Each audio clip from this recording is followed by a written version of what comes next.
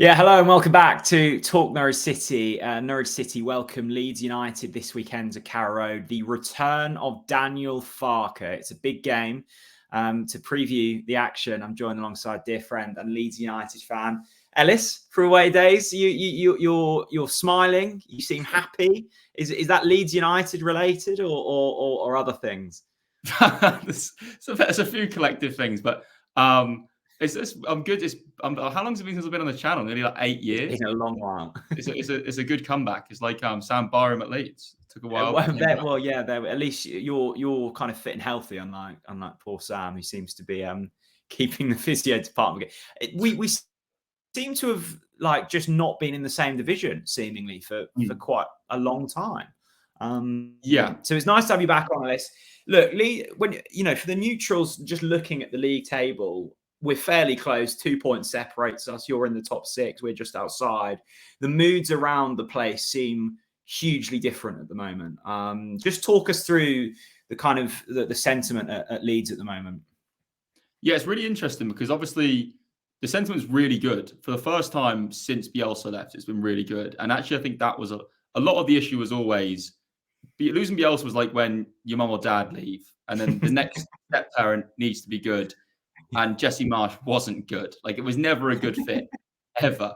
Like, and it was just like the fan base was so sick of it last season. They were sick of the board. They were sick of Marsch. They were sick of everything. Like, and then the signings were just not great. And like, it's been really hard to navigate. And we had obviously Iriola came in and Alada. Like, it was just like a board that didn't feel like it knew what it was doing, which really panicked me going into this season. But I think as soon as we got the appointment we got, it was like, okay, I feel like that's actually a logical appointment. Obviously, I know it didn't necessarily go great at Gladbach, but like he's a guy who's got a proven record in the league. And he's actually had a really difficult job, like a ridiculously difficult job. You've got so many players that didn't want to be at the club. You could argue, like, I still don't think like Gnonto particularly wants to be at the club as it is now. So it's very hard to navigate that. And the start of the season wasn't great because like the lineup we had to put out against West Brom earlier in the season was like a farce. Like, it was awful. And the fact that Farke has just the whole time just sort of got on board with it. And I think it was, I forget which game it was. It might have been the Watford game where he brings the ball out the sky and touches it down, and we absolutely battered them. I think that was the moment. It's like, okay, like, this guy gets it, and he gets it with his interviews as well. Like, he really does, which surprised me because I thought I never really looked into his time at Norwich too much. Obviously, we had like Bielsa at the time, so like I didn't really focus on him. But like the sentiment that I keep hearing Phil Hay talk about it is saying like that it feels like a more natural successor to Bielsa than anyone who ever appointed after us was. And it's a good vibe around the club as well. Like, we've got a very exciting team. Like, Jorginho Rutter this season has just been ridiculous, which is weird because I very openly was not a fan of him. So he just became like, you'll probably see it on Saturday. Like, everything will go through him, everything. And he looks so. Were you not a fan because of the kind of price you paid, or did you just not think he was a great player? I think both. Like, it was annoying because we were very much in for Gyökeres, and that was a more ready-made fit. We needed a striker, and we then took a punt on a player. And I think the fan base still believes the price tag was mental because it was. Yeah. But like, he is so ridiculously good for the league. And obviously you couple that with like Somerville, who was ridiculously good as well. And you got Jadon Anthony, who went up with Bournemouth last season, Dan James on the bench. Like, our attacking options are great. Alongside Ampadu in the middle of the park, who has been just, maybe I think our best signing has been Ampadu. Like, he's just been phenomenal. And then like Archie Gray, how good he is at 17 is just is mental as well. And then obviously Joe Rodon and Strauch at the centre-half partnership. So it feels like we've actually got a pretty solid team. Bar the loss against Southampton, I think we've looked, every game we played this season, essentially, we've looked like we should win it. So, yeah. You touched on it a bit there, Ellis. I think the recent form has kind of almost made us all forget just how uncertain things were at Leeds over the summer. I mean, even at the start of the season, I was, watching some Leeds creators, and there was real, maybe not concern, but I think uncertainty was the word. And Farke's had, as you say, a lot on his plate. For him to to come through that is mightily impressive. I mean, the slow start might cost you, but is automatic still the aim here? I think so. I think the logically Leeds, Southampton, and Leicester, and obviously Southampton are very similar to us on the league table. Every game we go into this season, because of the way money works in football, look at how top heavy our squads are comparatively with the league. Like, I think it's actually a farce that Leicester can come into the league with Ricardo Pereira and Ndidi in their team, and Vardy and Ian Atcher. Like, it is mental. Like, that is like it is a solid Prem side what they've got there. So like, we should, every game them three sides go into this season, they're the favourites. They just are. And obviously, I think Ipswich will fade. Obviously, I'm sure you maybe agree. Correct response. Yeah. I don't see how Ipswich keep it up with their squad depth not being great, with, I think, players who are overperforming. And I think they're obviously on a promotion high. But then again, it worked for you guys under Lambert, so maybe they could feel the same effect. But I feel like the top two, I feel like that Leicester have won the league. But I could have told anyone that before a ball was kicked that Leicester squad would win the league. Like, even like signings like Harry Winks and like that is just ridiculous. Like, Connor Cody doesn't get in their side, and he was in the World Cup squad 10 months ago. Yeah. So that's how far above they are. But I think second is between us and Southampton is what I would think.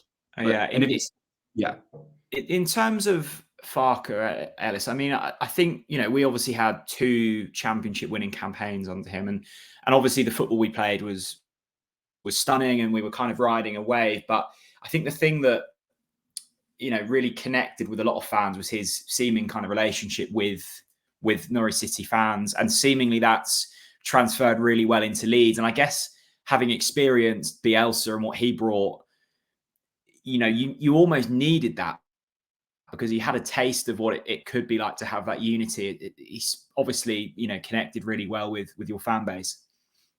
Yeah, I think it's the Bielsa thing was really weird, because like the whole club, and even still now, like, right, I'm probably going to get like Bielsa's bucket tattooed on me somewhere, because like it was like so crazy. Like, just I can't.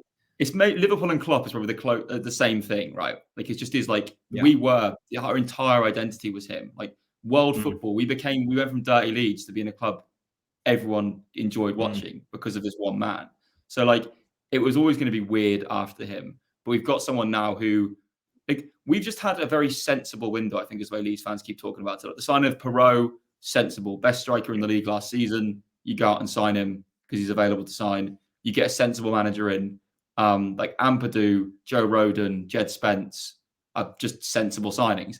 Maybe not so sensible. We haven't actually signed a left back, although Farke thinks Sam Byram's the best left back in the league when he's fit. So he does love Byram, doesn't he? Yeah, he does love Sam Byram. So we'll see. I think it's just, he has everything he's done so far, and everything he's managed so far has been positive. And I think he's maybe, the only thing I would say is maybe we've gone from losing every game basically last season to now we win more games because we're in a weaker league. So the manager, therefore, probably gets a little bit more praise because of that, would be if I'm being like reserved about it. But I think just the way he navigated a very difficult window with a squad of players that, like, 2 players were threatening to take legal action if they weren't allowed to leave. Like, that's how bad the atmosphere must have been in that dressing room. So, like, the fact that we're now at this point now where I think people are actually quite scared of playing Leeds again is good. And I think we go into Saturday, for example, like I just look at it as a game we should win. Just how it is a game of our squad. I'm slightly concerned because you, throughout the kind of 10 minutes we've been talking, you've reeled off a whole list of players, and I'm going, oh yeah, I'd forgotten about him, and he's really decent. But if you were to pick out one that, you know, us as fans should be concerned of when they get the ball, who is it? See, it's either Somerville or Rutter, but I just think because of, it's just Rutter is, because he's really confident as well now. Yeah. So like the thing that someone like Somerville, every time he gets the ball, like, he will beat his man. I don't think it's very rare Somerville doesn't beat his man. It's just what he does with his end product and whatever. But Rutter, maybe finishing wise, like, admittedly, the last game he played, he did miss from a yard out. A Lewis Levan special for those in the know. But like, Jorginho Rutter, like, he's the one. He, like, everything will go through him. Any big chance we create will likely have been him involved somehow. Yeah. You're obviously going to the game. You're in the away end. I know we've been to some Leeds Norwich games together at Carrow Road in the past. You've said you're expecting a win. Do you think it's going to be comfortable? I don't know, because we're so confusing. Like we've weirdly became very defensively strong. So, and also that's obviously an area where you guys haven't, like with Hwang and Ida as the options, I'm not overly panicked at the moment. That's a very polite way of putting it, yeah. Like, but the problem is you've got like a player in Sarah who you could argue is in the conversation about the best 5 players in the league. So like there's always a potential with him in the squad that something can happen. I'd like to think we also are quite top heavy though. So it's weird that we've been good defensively because we're so forward thinking. I think if we can score in I would think we'd win 2-0, but it's rare you go away from home and have just a resounding solid performance. So a draw wouldn't shock me, but I'm sort of expecting to win, if that makes sense. I was going to say, I was just looking at, you've conceded 11 goals this season. I think only Leicester have conceded less. And as we've said, Leicester is so strong. That's kind of surprised me, actually. I hadn't looked at that. I mean, you associate Farke football with being this free-flowing, we score, you score 3, we'll score 4 type thing. Is that not the case this season?